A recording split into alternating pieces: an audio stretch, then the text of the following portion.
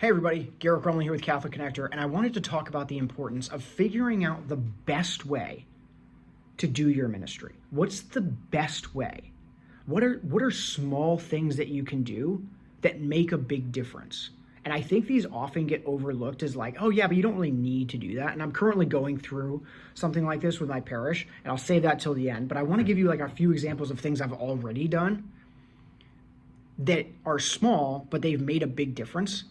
And the smallest one is that I pay for a texting, I'm a leader of a men's group, and I pay for a texting service so that I can mass text all the men in our group. It's like 47 guys now. And we have a weekly men's group at somebody's house. And so because it's at a different parishioner's house all the time, every week, nobody knows where it's going to be. And you might be like, oh, that's confusing. Except that I provide a text every single week for the upcoming week. So I usually send it out on like Saturday or Sunday for the next week saying, hey, men's group is this Tuesday at 8:30 and this is the address.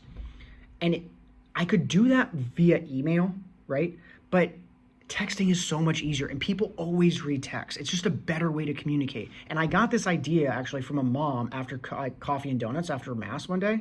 And she was like, oh, it'd be nice if like we could get updates via text. And that'd be really cool if we could do that like parish wide, but one step at a time. But I took that idea and I was like, I can use this for a men's group and I can make it way easier to communicate because we were trying to do like signal apps when the group started and like text chains, but then the group quickly outgrew that. And I was like, I could just spend $35 and solve this whole problem, you know? And $35, and I grew it from like probably 15, 20 guys, and now it's at 47.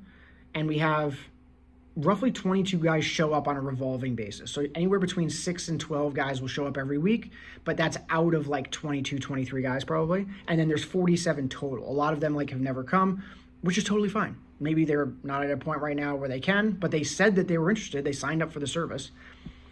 And my point is that I don't need the text service, right? I could do it via email and it would be free, but it's made it so much easier. And if you're able to do the thing that's easy to make it better, then you should do that thing. Even if it's a small sacrifice, $35. I mean, if I go out and I buy 2 beers, it's $35 at a restaurant. So it's like, okay, you could spend $35 a month and have really good communication, or you could like fret over $35. And some people might not have $35, totally fine. But what's the best way for you to do it? Another example is, and also we've gotten really good feedback. Guys really like the text communication because they get one as like a awareness text, like, hey, this upcoming week, men's group's on Tuesday, this is the address. And then they get a reminder that day, be like, hey, reminder, groups this week. Or groups tonight at 8:30. And guys really like that. We're busy, can't keep track of a lot of stuff. So having a text update that comes straight to your phone and hits you right smack in the face is pretty awesome. So guys really like that. Another one is when I started coffee and donut, like after mass at my parish. When I wanted to start it, all the families that I pitched the idea to, they were like, yeah, that sounds great. And I was like, okay, let's do it every weekend. And they're all like, whoa, not every weekend. That's a lot. And I was like, yeah, but if we do it only once a month, then it's not reliable. Like the kids will just be disappointed the other 3 weeks. And this has probably been one of the biggest time investments I've done because I spend about 3 hours every Sunday, like providing coffee and donuts. I have to we do it at the 8 and the 10 a.m. mass every single Sunday. We've done it for over a year. And, coworker just walked by. 8 and 10 a.m. mass every single week for over a year. And the kids really like it. Not only do the kids rely on it, but I've had lots of parents come up to me and be like, oh, I love coffee and donuts because if my kid's acting up in the pew, I can be like, you want donuts? And even the parents know that donuts are going to be there every single mass after the 8 and 10. If you come to St. Patrick's Church in Rockville, Maryland, please come. 8 and 10 a.m. mass on Sunday, there will be coffee and donuts. And you can rely on that because now I say that's a small thing. It's not. It's taken a huge effort to do it, but it's in the sense that it's easy to think about, right? Like It's a wild success at my parish. I mean, everybody loves it. Like, it went from nobody hung out after Mass, like maybe a couple people, to now we have like 40, 50 people just hanging out after Mass every single week, because you just give them something to hang out around, and people want to hang. People want to like make friends. They want to meet people. They want to talk.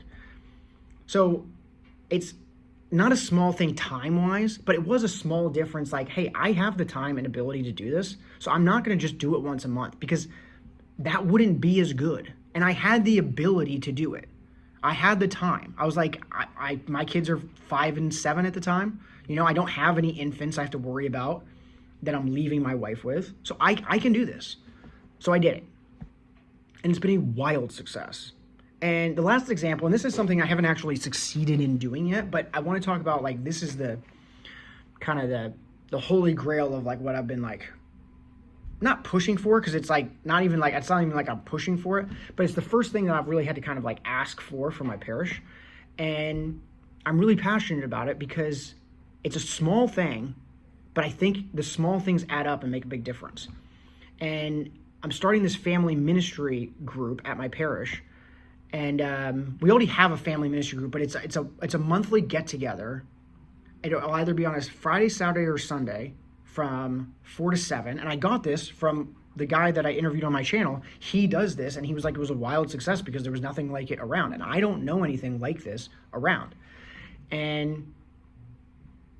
But the thing that I want to do is I want to serve alcohol at this group. So it's going to either be on Friday, Saturday, or Sunday, a day where you could kind of pack up the kids and you don't have anything going on.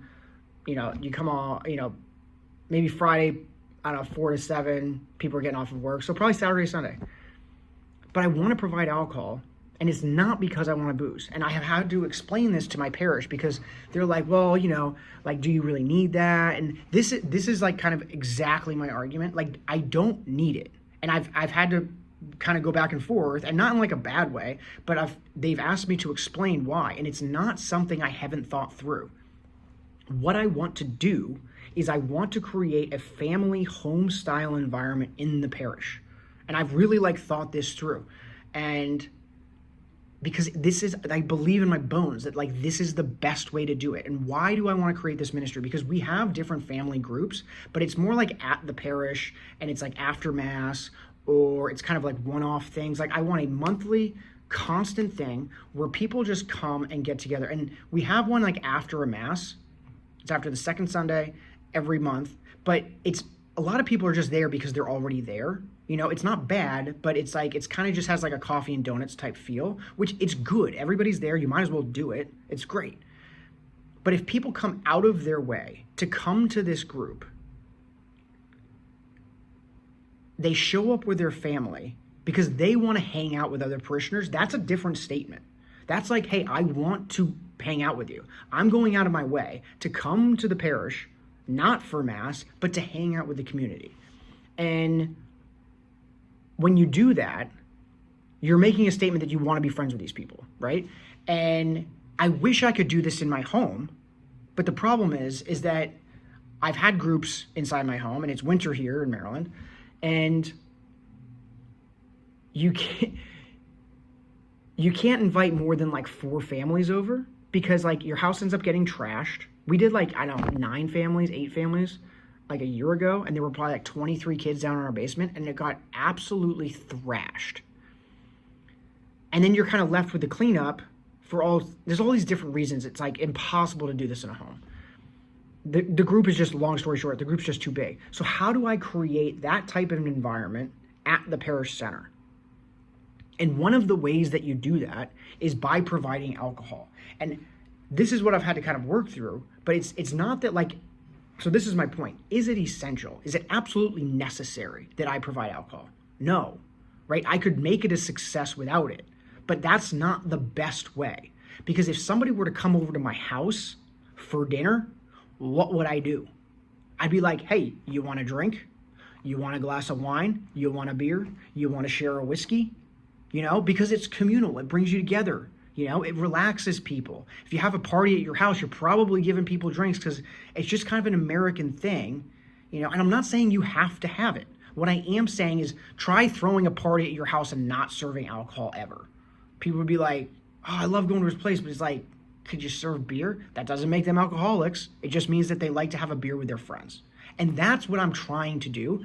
And so I've put a lot of thought into like why it's important to serve alcohol, because I've had to explain it to my parish.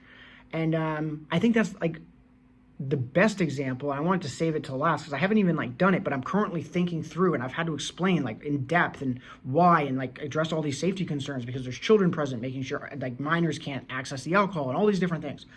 But I think it's worth it because what I want to do is I want to build an event that really forms relationships, because when people just show up after Mass, right?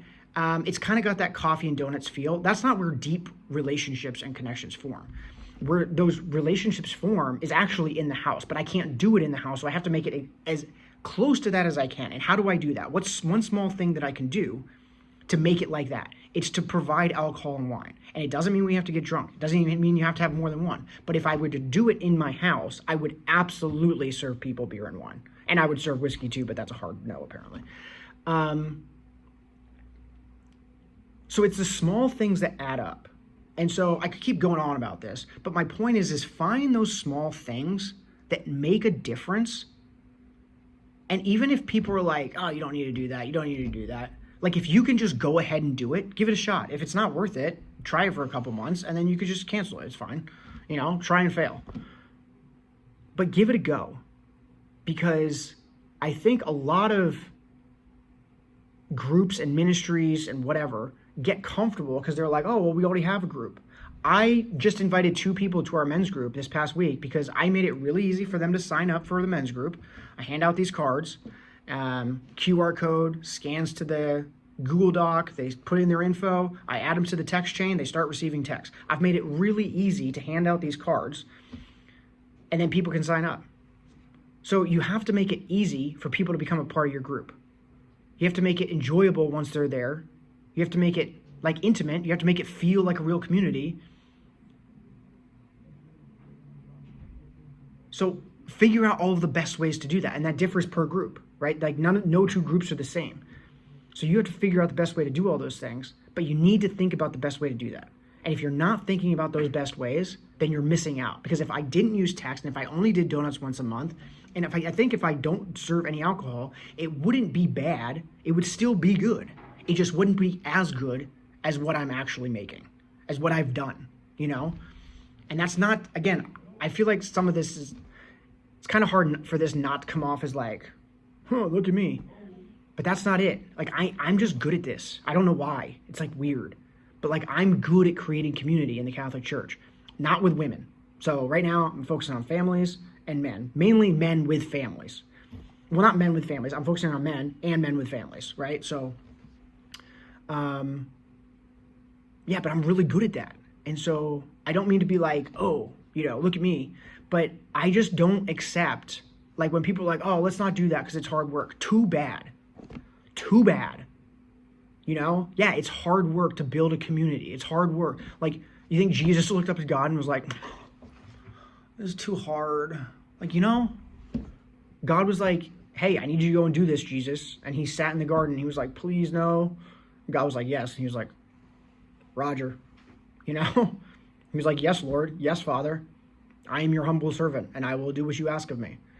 And maybe that's not you. Maybe that's not, well, not, of course that's you. God asks everything of us. But maybe what I'm saying isn't something you need to do. But if you're the head of a ministry, head of a group, you absolutely need to do this. You need to figure out the best way to do it because you have a responsibility. You know, I have a responsibility to the 2 people I just pulled into my group this past Sunday. I have a responsibility to them to make sure that they had the opportunity, the availability, and the ease to come into our group and to feel welcome. You know, I feel a huge responsibility. Like those 2 guys, one of them, it was his first time to our church ever. And I just happened to know him. I happened to see him. And I was like, I've never seen you before. And I know basically all the guys with a family in my parish. I know their faces. And I was like, I've never seen you before. So I just went up to him before Mass. He was sitting in his pew. And I was like, hey, dude, like, you know, meet me after Mass. But I gave him the card just in case I didn't. And then he met me after Mass. And I just texted him today. So figure out the best way to do things because there's people out there that want the community that you're in. And especially if you're the leader of one of those groups, you have a responsibility to keep bringing in, keep fishing for men, like be a fisherman of men, like bring them in, and that doesn't stop just because you have 10 guys. Maybe you want it to, maybe that's something you're being called to. But if it's because you're like just not thinking and you're not really contemplating, like, how can I grow this? Like, let's grow this monster. I'm hoping to do that with Catholic Community, and I appreciate you hopping on for the ride. So, thanks for listening to the rant. God bless you all. Have a wonderful weekend. See ya.